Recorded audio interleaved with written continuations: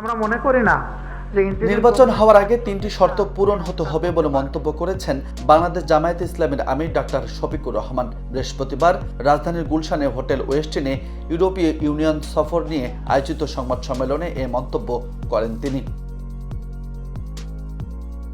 জামায়াত আমির বলেন, জুলাই অভ্যুত্থানে দেশ নতুনভাবে স্বাধীনতা পেয়েছে। এই অবস্থায় দেশে নির্বাচন হওয়ার আগে 3টি শর্ত পূরণ হতে হবে। মৌলিক সংস্কার, সহাবস্থান সহ নির্বাচনের শর্ত পূরণ করতে হবে। সেটা না হলে নির্বাচনের কমিটমেন্ট ঠিক থাকবে কিনা তা আল্লাহই জানে।